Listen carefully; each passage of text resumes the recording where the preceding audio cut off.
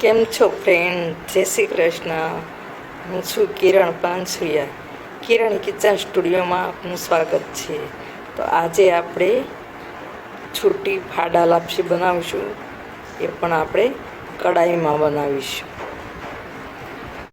આજે બનાવીશું આપણે ઘઉંના ફાડાની છૂટી લાપસી, એટલે કે કડાઈમાં બનાવીશું, કુકરમાં નહીં બનાવીએ.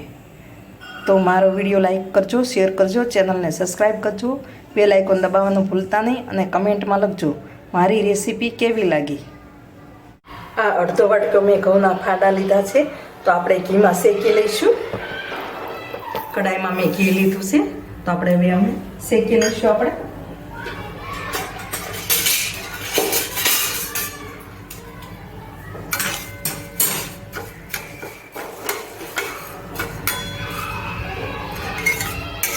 આપણે ઘી પણ અડધો વાટકો લેવાનું ને નાખવાનું. આમાં થોડું ઓછું નાખવાનું, થોડું વધારવાનું. છેલ્લે કદાચ આપણે એવું લાગે ઘટે છે તો છેલ્લે આપણે નાખવાનું.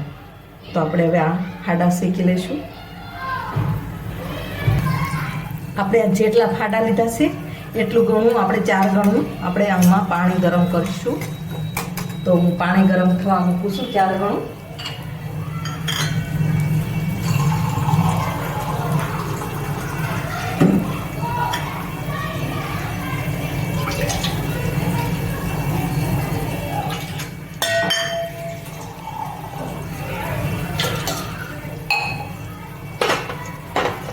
આપણે આ તપેલીમાં પાણી લીધું છે, હવે આપણે ગરમ થવા મૂકીશું. આપણે ફાડાનો કલર ચેન્જ થઈ ગયો છે, રતાશ પડતો થઈ ગયો છે અને છૂટો થઈ ગયો છે, ઘી ઉપર આવી ગયું છે.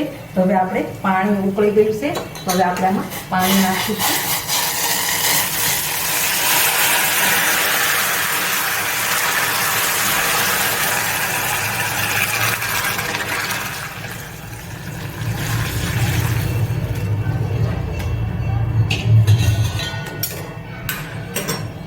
આપણે હવે જ્યાં સુધી પાણી બળી ના જાય ત્યાં સુધી આપણે હલાવીશું. હવે ઢાંકીને રાખ્યું હતું તો 6 થી 7 મિનિટ થઈ ગઈ છે. તો હવે આપણે ખોલીને જોઈએ કે આપણે ફાડા ચડી ગયા છે કે નહીં. તો હવે આપણા ફાડા જોઈએ હાથે કરી તો બરાબર ચેપાઈ જાય છે. તો હવે આપણે એમાં ગોળ નાખીશું. ગોળ તમારે જેટલું ફાડા લીધા હોય એના કરતાં થોડો ઓછો લેવાનો. હજી ગોળનું પણ પાણી થશે. જેવું તમે ગળ્યું ખાતા હોય એ રીતે ગોળ લેવાનો. હવે આપણે બધું મિક્સ કરી લઈશું.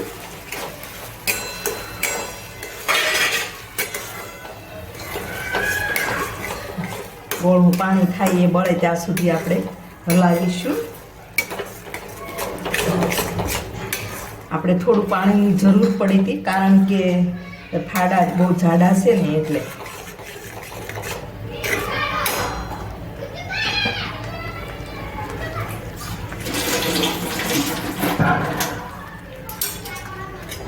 આપણે થોડી વાર હલાવી, ઘી એકદમ છૂટું પડે ત્યાં સુધી આપણે હલાવીશું.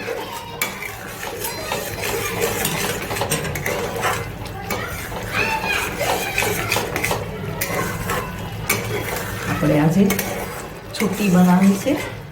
એકવાર મેં કુકરમાં બનાવી હતી, તે પણ જોઈ હશે તમે. હવે આપણી ફાડા લાપસી બનીને તૈયાર થઈ ગઈ છે. તો આપણે ગેસ બંધ કરી અને થોડી વાર ઢાંકી દઈશું, પછી આપણે સર્વ કરીશું. આપણી છૂટી લાપસી બનીને તૈયાર થઈ ગઈ છે, એટલે કે આપણી ફાડા લાપસી બનીને તૈયાર થઈ ગઈ છે. આપણી ફાડા લાપસી છૂટી બનીને તૈયાર થઈ ગઈ છે અને સર્વ પણ કરી દીધી છે. તો તમે પણ આ રીતે બનાવજો.